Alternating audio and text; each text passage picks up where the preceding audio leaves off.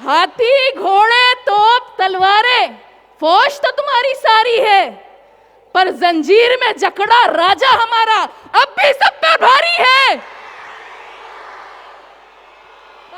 अरे जिस निकाब और हिजाब से तुम लोगों को दुश्मनी है, जो नीतीश कुमार ने हमारी एक बहन का निकाब खींचा, और जिस निकाब और हिजाब को तुम लोग जलील करना चाहते हो, सुन लो फडणवीस, सुन लो फडणवीस, अगर अल्लाह ने चाहा तो एक दिन इसी निकाब और हिजाब पहनकर एक मुसलमान औरत हिंदुस्तान की प्राइम मिनिस्टर बनेगी इंशाअल्लाह। अरे बिस्मिल्लाहिर्रहमानिर्रहीम। जनाब इम्तियाज जलील साहब, जनाब नासिर सिद्दीकी साहब, स्टेज पे मौजूद सभी मजलिस के उम्मीदवार, मजलिस के जिम्मेदारान, यहाँ मौजूद मेरे भाइयों, बुजुर्गों, मेरी माँ और बहनों, अस्सलाम वालेकुम वरहमतुल्लाहि वबरकातुहू। मैं खतरा होके भी दरिया से जंग करता हूँ, मैं खतरा होके भी दरिया से जंग करता हूँ, मुझको बचाना समुंदर की जिम्मेदारी है। दुआ करो कि सलामत रहे मेरी हिम्मत, दुआ करो कि सलामत रहे मेरी हिम्मत, ये एक चिराग कई आंधियों पर भारी है।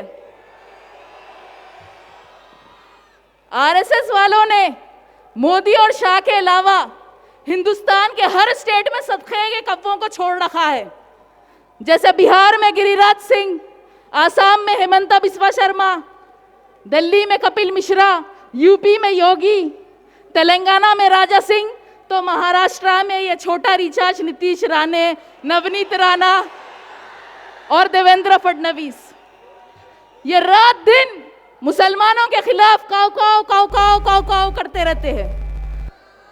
अब हाथी घोड़े तोप तलवारें, हाथी घोड़े तोप तलवारें फौज तो तुम्हारी सारी है, पर जंजीर में जकड़ा राजा हमारा अब भी सब पर भारी है।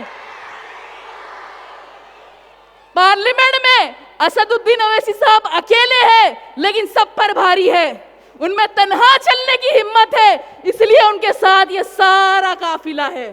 और अब इस काफिले में से और अकबरुद्दीन ओवैसी और असदुद्दीन ओवैसी को निकलना होगा, लेकिन ये तभी हो सकता है जब हमारा इत्तेहाद मजबूत होगा। इत्तेहाद हुजूर पाक मोहम्मद सल्लल्लाहु अलैहि वसल्लम का पसंद था, इत्तेहाद ईमान का जिंदा सबूत है, और अगर आज भी हो इब्राहिम से ईमान पैदा तो आग कर सकती है अंदाज़े गुलिस्तां पैदा। याद रखो, इत्तेहाद तलवार से ज्यादा तेज होता है। दुश्मन दीन चाहे जितनी चाहे तलवारें बांट ले, अगर हम हमारा ईमान और इत्तेहाद मजबूत कर ले तो कोई हमारा कुछ नहीं बिगाड़ सकता, क्योंकि जिनके सर सजदों के आदी होते हैं उनको तलवारों से धमकाया नहीं जाता। मेरे भाई देवेंद्र फडणवीस, अगर महाराष्ट्र के किसी भी म्युनिसिपल कॉरपोरेशन का मेयर हमारा एक मराठी हिंदू भाई बनता है तो हमें बहुत खुशी होगी। वो उनका हक है।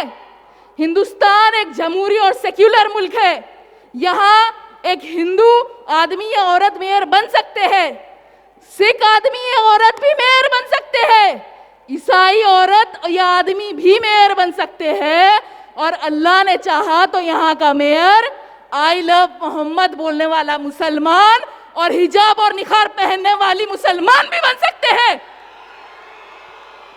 अरे जिस निकाब और हिजाब से तुम लोगों को दुश्मनी है, जो नीतीश कुमार ने हमारी एक बहन का निकाब खींचा, और जिस निकाब और हिजाब को तुम लोग जलील करना चाहते हो, सुन लो फडणवीस, सुन लो फडणवीस, अगर अल्लाह ने चाहा तो एक दिन इसी निकाब और हिजाब पहनकर एक मुसलमान औरत हिंदुस्तान की प्राइम मिनिस्टर बनेगी इंशाअल्लाह। अरे ये मुल्क किसी की जागीर नहीं है, ये मुल्क किसी की जागीर नहीं है। तुम्हारी बीजेपी और आरएसएस में किसी की औकात नहीं है कि इस मुल्क से मुसलमानों को घुसपैठी या बांग्लादेशी कहकर निकाले। हम रसूल पाक की उम्मत है, हमें खौफ नहीं यजीदों का, हम हुसैनी मिजाज रखते हैं। और फडणवीस, महाराष्ट्र में तुम्हारी ट्रिपल इंजन की सरकार का फ्यूल ज्यादा दिन चलने वाला नहीं है।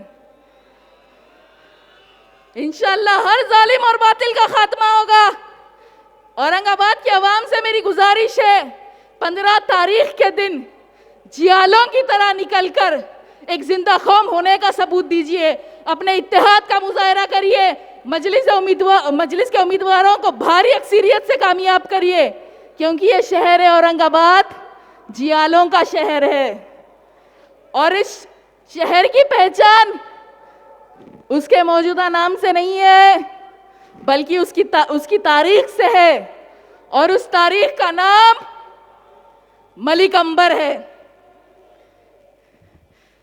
तो लगाइए मेरे साथ नारा, औरंगाबाद, औरंगाबाद की आवाम, औरंगाबाद का इत्तेहाद, नारे तकबीर, नारे तकबीर, नारे तकबीर। वाखिर दावाना अल्हम्दुलिल्लाहि रब्बिल आलमीन।